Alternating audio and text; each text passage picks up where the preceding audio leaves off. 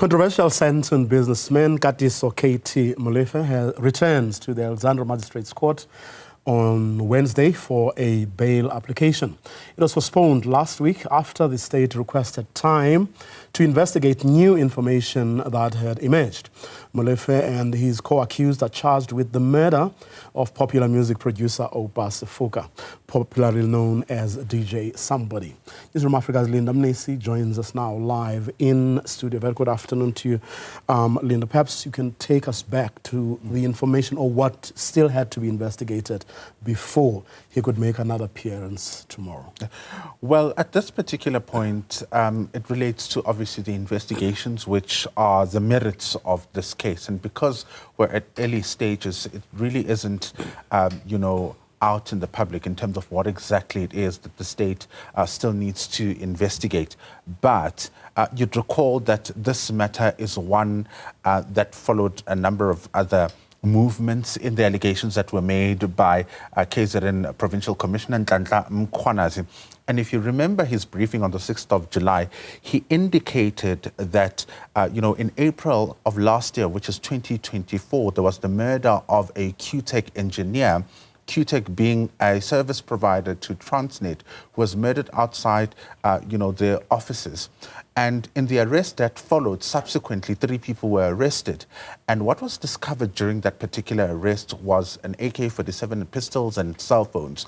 Because the investigators of that particular case here in Gauteng were encountering problems, they then had to rope in or ask for assistance from the KZN Political Killings Task Team, who came in and they took these weapons for ballistic, testing. And after that ballistic testing, Mkhwanazi tells us that it was, of course, linked to a number of crimes. Let's take a listen to how exactly he put it.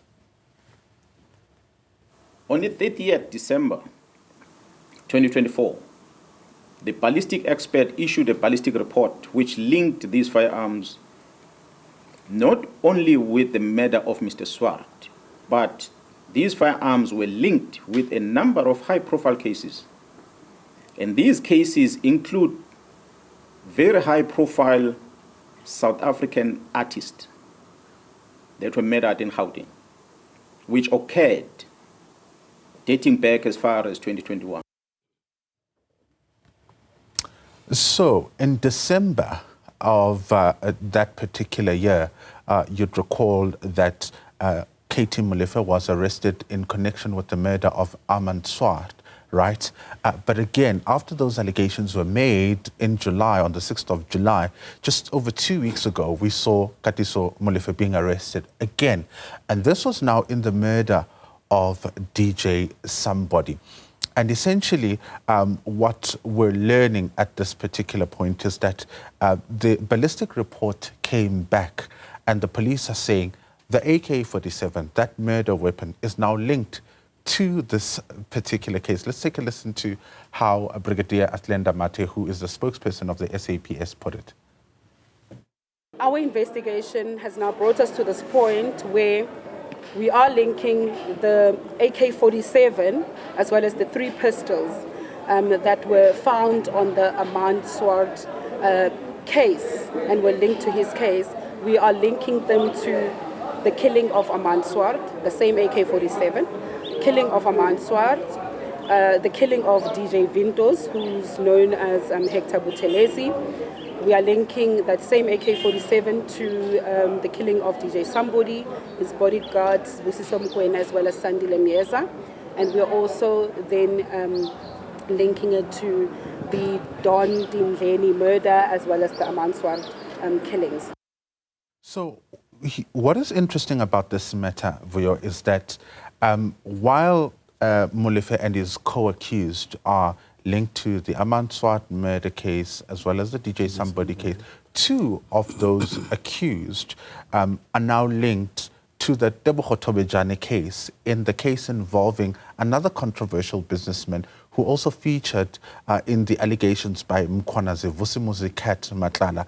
They are also linked to that particular murder case and they appeared alongside him. So tomorrow, when this particular case comes back, what we're going to learn then is whether or not KT Molefe is in a position to proceed, or all parties are in a position to proceed with this particular bail application. So it happens while there's quite a lot of movement. But again, the issue of, this particular firearm then shows a trail of a number of cases which seemingly, at this point, speak right to the allegations of Nhlanhla Mkhwanazi. Let's take a listen to what Alexandra had to say, particularly when it comes to the other case relating to a popular Soweto business owner.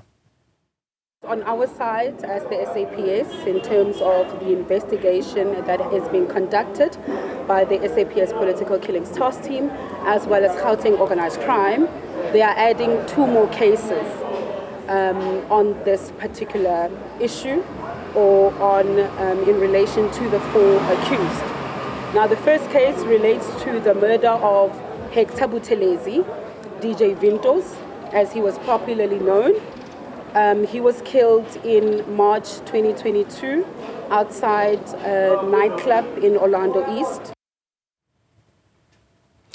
Tomorrow, though, is about the bail application. Indeed, tomorrow is about the bail application, and we'll get to learn whether or not it will proceed. So at this moment, he remains behind bars. Linda Mnisi, who's, of course, will be keeping an eye on the proceedings tomorrow for us, and will bring you all the information that you will need on this particular case.